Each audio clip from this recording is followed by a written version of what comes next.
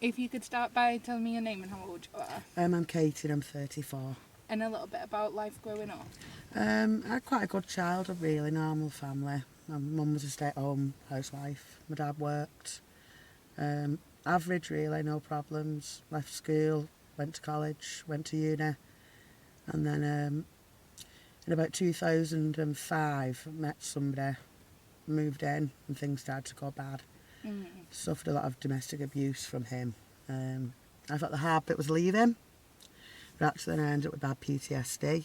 Yeah. And even though I sought help, nothing was working, no medication was working, and sort of nobody wanted to know. So then I tried heroin for the first time. I knew what I was taking, I knew what it was, but it blocked, it allowed me to carry on functioning, because at that point I didn't want to live anymore. Because I was reliving everything all the time. I happened to have nightly flashbacks, I didn't want to sleep, and it blocked it all out. But then that comes with its own set of problems. I can imagine. So then it was a case of how do you get that type of money every day to sort of fund it, and I'm not comfortable with stealing or robbing or having people over. And I knew people who actually did work, you know, and it doesn't actually bother me working. Does it not? No, I don't rob them. I have quite a good regular client base, so I see sort of very often. Yeah. And the only person I'm hurting is myself, if you like. But, you know, I get what I need, I get the money for the drugs that I want, and they go away happy, feeling that they've had what they wanted. So it's a good working relationship in a way. yeah, it's the best of sort of a bad situation, because there's only so many ways you can make sort of £100, £200 a day. Is that how much it costs a day? Yeah. Probably on a bad day, we probably go through 100 easily. Wow. But yeah, that sort of led me to where I am. Would you say having like regular clients, does that make you feel any safer in a way? Yeah, You know them? definitely takes the risk away, because as much as they don't know you, you don't know them. I mean, I don't rob anyone and I don't have them over, but I've still been attacked 4 times badly while I've been working. Yeah, so every time you get a new client, you don't know what their intentions are. So when you build up guys you've seen before, because I've had guys I've done for 4 or 5 years now, you are a bit safer because you know what they're about and they know what you're about. Yeah. Unfortunately, you get some guys who just come down and they come out with the intention of attacking somebody. Yeah. And then you have guys who another girl might have had off and they'll just take it out on the first girl they see. I don't know any girl who's not been working longer than 12 months who's not been attacked. And what happens, like, when you get attacked? Do you report it, or There does is anything happen? 2 systems you can go down. So MASH, the agency we work with, they've got what's called a dodger punter list, where you can report what's happened, and that goes onto a national database, but it doesn't trigger any criminal proceedings. Okay, so it's more of a warning to other girls. It's more of a warning to other girls. The police are now a lot better at supporting you if you want to take it forward. A guy who attacked me, and unprovoked, it left me in quite a bad way, he actually got done for 8 years. Did he? Yeah, got sent down. The That's police good. are getting better. Yeah. It's so bad, isn't it? On the bad attacks, it's the ones where you just punched a few times or messed about. They don't really, not want to know, but don't really follow it through very much. Because an awful lot of the girls don't help themselves and they don't tell the full story. So they're always sceptical. Is it that the girls tried to rob the guy and it's gone wrong and he's retaliated? That's why they've- yeah. So it tends to only be the ones where you're hospitalised that they actually Take seriously. take seriously, yeah, unfortunately. Shouldn't go that far, you shouldn't. But you accept it as part of the risk, unfortunately. So you said before that you were aware of heroin Yeah. before you took it. How were you? Did you know people that took it, or how were you aware of it? I knew people who took it, but also I was a registered nurse, so I knew sort of what I was taking and the consequences and, you know, about addiction Yeah. and about the effects of addiction. But I really was in a catch-22 because at that moment in time, if I had to live how I was living, I didn't want to be alive. And I was constantly going back to the doctors. They wouldn't diagnose me, they wouldn't help me. I finally got diagnosed with PTSD after a bad suicide attempt. And I couldn't function, I just was in a deep depression. And at first, it was something I'd have maybe once a week. Yeah. But because it allowed me to function and actually live, the gaps got closer and closer together. And then eventually you wake up and realise that you're addicted and you're withdrawing. And it's almost too late then, you're already sort of down the road Yeah.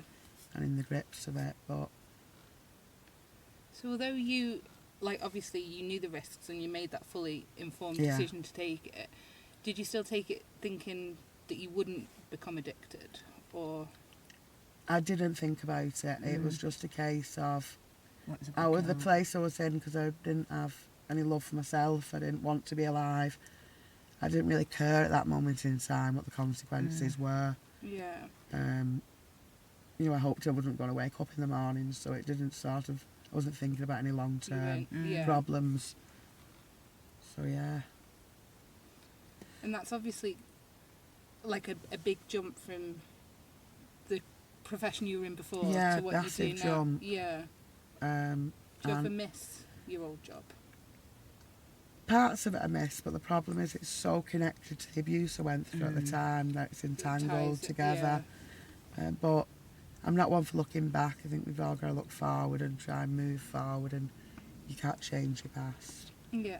And you know, I've met a lot of good people out here. I've met some fake people and some right for themselves, but I've also met some really good people, some true friends. Yeah. People who, even if I stopped working and I stopped the drugs, I'd still want to Still continue be seeing. friends with. Yeah. Are you close with your family? I'm close with my dad. I lost my mum about a year and a half ago. Sorry, yeah. My dad doesn't know a lot of what I do. He's aware I've had a drug problem in the past. He doesn't know if it's ongoing or not, but being a man is not one to talk about feelings or emotions, you Yeah. know. I still see him about once a month, and That's good. yeah, so not too bad. Yeah, so the addiction hasn't sort of alienated you from No. your family. That's really good. Would you like to give up, or I have tried about 8 months ago, and the problem for me was everything started again and come back, and I don't know how to deal with that yet. I've not got the tools to deal with it. yeah, I think that if I could find a way to deal with that, then I probably would, You yeah, would. stop. so the drugs for you are purely a coping, The heroin like is, blocks. it blocks the Yeah. crack. That is enjoyment. I enjoy doing it, and I always think, well, that's my reward for doing the other. Mhm. But not going to make any excuses. It is what it is. Where would you like to see yourself in 5 years' time? In all honesty, I don't know. I've been trying to think. I feel like I'm ready for change at the moment, but I don't know what that change is. Yeah. So I can't answer that honestly. I No, hope it's that I'm still not doing what I'm doing now, but I don't know. Have you got any advice for people watching this? Don't always judge somebody because you don't know what they've been through and you don't know who they are. Just because somebody is a prostitute or a drug addict doesn't make them a bad person. No. And an awful lot of the media portray us as people who'll steal, who'll have you off, you know, who'll rob you, who won't look at you twice.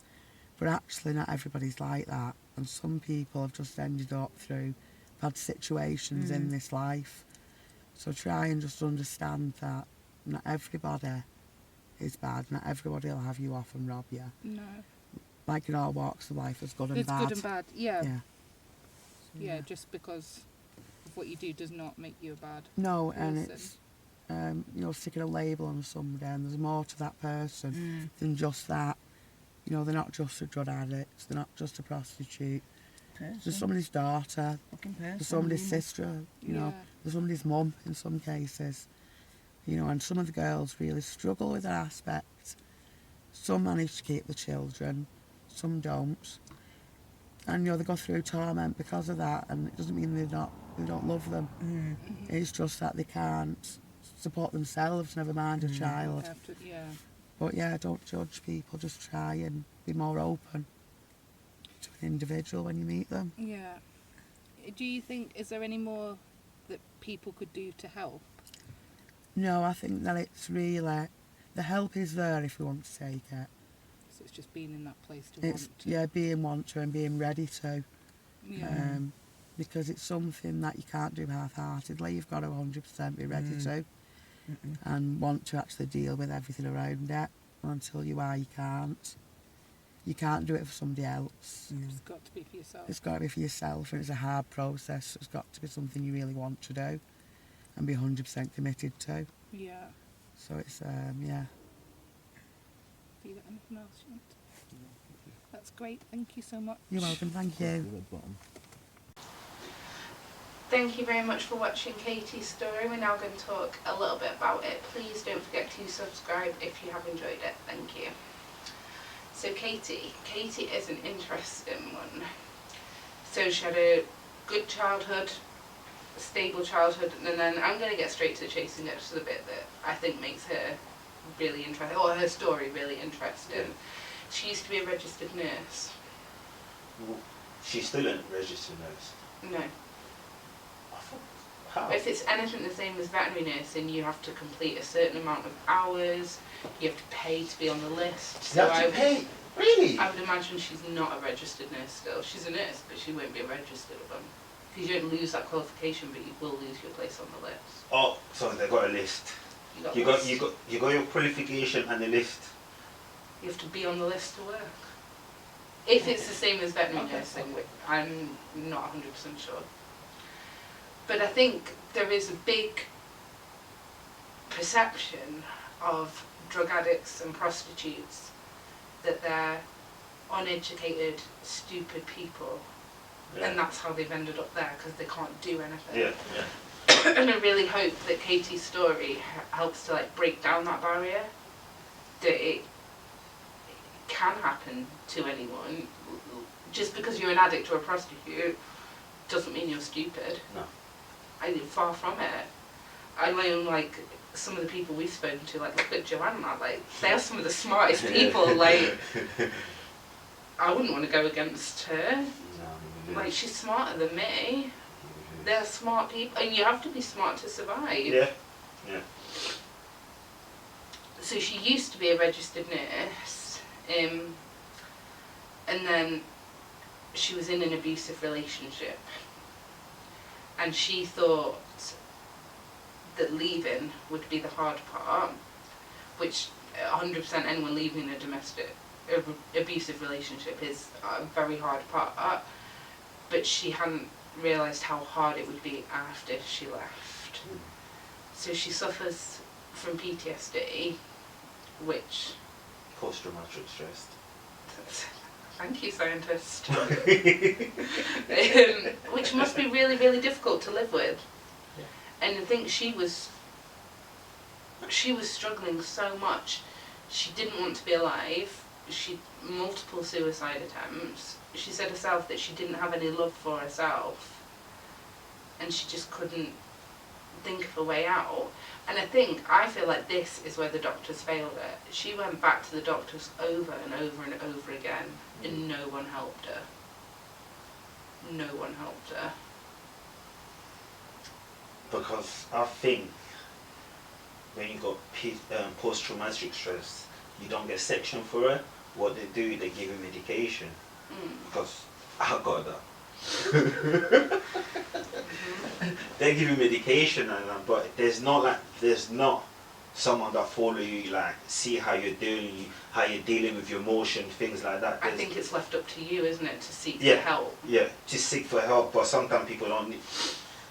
But she tried to seek the help. Yeah. She went back again and again and again, and nothing was helping. And I think, some people watching this will maybe not grasp, the true concept of PTSD. Yeah. I think they'll probably think, well, I've had bad stuff happen to me too, you just have to deal with it and get over it, and it's not that simple. Yeah. It literally, it changes your brain. Yeah, totally. So she knew what she was getting into when she tried heroin, she knew about it. She knew about addiction. Like, I think she knew as much as anyone that's never taken it before could know. She didn't know the full effect. I don't think you can unless you've tried it. Have you ever tried it? Well, no, that's why I don't know the full effect. But you know not to mess with her, regardless of the situation. I do, but then I'm a wuss. Like, I can see how some people, especially, I think obviously when you know nothing about it, it's easy to try it and become addicted. But I think sometimes it can work both ways, as in, if you know a lot about it, you can almost think that you can outsmart the drug. Like, you might think, I know about it, like, I know its effects, I know what it does, like, I can try this without it becoming a problem. Right. I can see how people might think. And that's why people say curiosity killed the cat. Yeah. But I think Katie's interesting as in she was trying it purely to try and deal with the PTSD. Yeah. To try and she said herself she wasn't thinking about getting addicted. She just wanted to stop the pain she was currently in. And I don't know if I want to say this because I do not want to advocate taking heroin to anyone, but for her it has helped her. It's helped her with the PTSD. It helped her, but at the same time She's damaged still her. alive. Yeah, well, do you think that helped her? I think it helped her in a way, and I think it obviously made things worse in a way. It's obviously, it has helped her. Short term. She knows herself she's not dealt with the She's underlying cause as to why she takes it. Like, I agree that it's completely changed her life. Some ways maybe for the better, and some ways definitely not. Yeah. It's difficult because she was obviously really, really low before.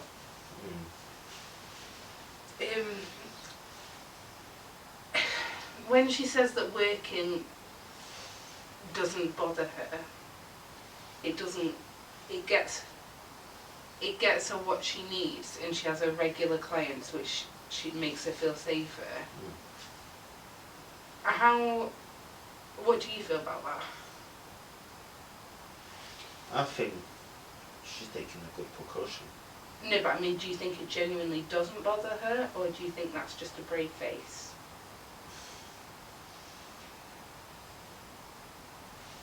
If you say it doesn't bother her, it doesn't bother her. Yeah. I just think like she knows what she's doing, and she got to the term she accepts what she's doing, and it doesn't bother her no more. It doesn't bother her no more. Yeah. She says herself that there's very limited options on how you could make that money a day. So £100 to £200 a day. Whew.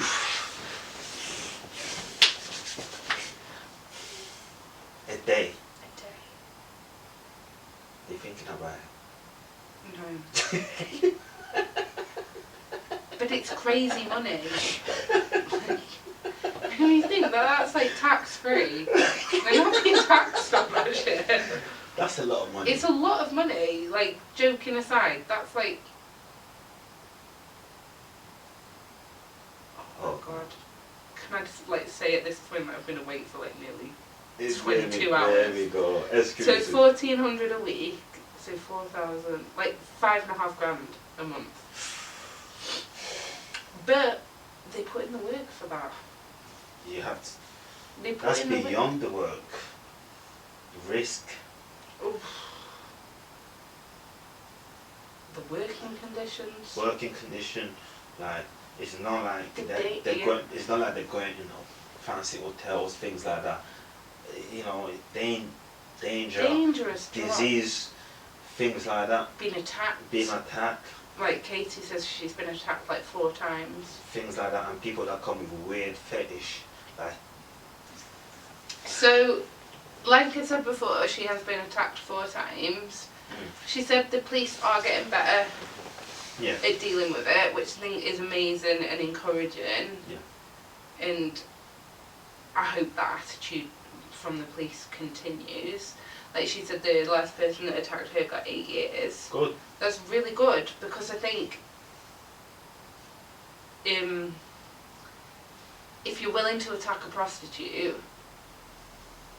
I don't feel like it ever just stays at there. No. I feel like it then progresses. Like, what's to then stop you attacking someone that's walking home at night? Or But it's a dangerous precursor. Like, a lot of serial killers kill sex workers. Yes. Well, the thing is that why would you beat up a sex worker? I don't understand that. Why would you beat I her up? don't understand why you beat up anyone. I'm a lover, not a fighter. Oh. No, but I I don't. don't understand that, because first of all, you're doing a transaction for something that you can't get. You have to pay for And it. maybe from your point of view, you feel like that transaction's going wrong, or it's not what you wanted, or it's not how you imagined it. So then you beat her up, or you just stop that transaction there. I don't know. It obviously happens. Do you not feel like maybe in some aspects it's like a control aspect? Like, I've paid you, I can do what I want? Yeah. Don't know. Like, in my opinion, the people that pay for sex are not mentally right in the head anyway, so... Well, you can't say that. I just did. You can't say that. Why? Because it's not right. It's like people that go, is let me give you an example. What's the difference? They pay for something. It's like people that pay for massage. That's different. What do you mean it's different? It's completely different. How? Elaborate. How? Because, like, massage, like, that's a trained skill. Like, A trained skill. Physio, yeah. Physio. Yeah. It is though. That's completely different. That transaction gonna be physio as well. Can't deal with you. Can't deal with you. Another thing, like, to help prevent that is MASH, the organisation that works real close with most of the girls. Yeah. They have a dodgy punter list. Dodgy punter list. I feel like, in principle, that's a really, really good idea. Yeah. And obviously, I think they are trying their best to help where they can. Yeah. I don't 100% see it's got no repercussions to being on it. Like, you get put on that list, nothing happens to you, so what's the... Like, is every girl going to look at that list, going to memorise every face? Like... Well, what face did they have the pictures Well, of? exactly. There's probably no pictures, there'll just be a description, won't there? Yeah. Maybe, like, a car reg, but it's easy to change your car. It's easy to change your reg, don't even change your car. Yeah. I would love to know how much that actually helps. Maybe though, maybe even if it's just psychological, if it helps the girls feel safer, it's still working. It's still. A good thing about Katie is the drug addiction hasn't alienated her from her family. She's still got her family around her. I think when we asked her where she'd like to see herself in the future, she doesn't feel like she has the tools to battle the addiction. Which I think is wise in a way that she recognises that giving up now she would just fail, and that would probably put her down more. Is that giving up then, basically? For me, I see it as a giving up, because the drug got me, there's nothing else that I can do. But she doesn't say ever. But you see, this is the thing about life. We don't know how long we're here for. You know. You don't know what's going to happen. We don't know what's going to happen tomorrow. So tomorrow is not promised. So if you're trying to do something, you should do it today. Then even tomorrow you don't make it, at least you was on your way there. I just think addiction's a lot harder than that. It is, but... And especially like in Katie's instance. where without the drugs she's battling just as hard. It's just a different battle. Mm. It's which battle does she want to fight, I guess. Yeah. But hopefully she learns to cope with, manage the PTSD Yeah. to a point where it's not ruining her life. Right. And I think maybe from her point of view, however she chooses to manage that is a win. Yeah. To her, I think the PTSD is worse than the addiction. I think so. Thank you very much for watching. We'll see you again next week. Please don't forget to subscribe if you have enjoyed it.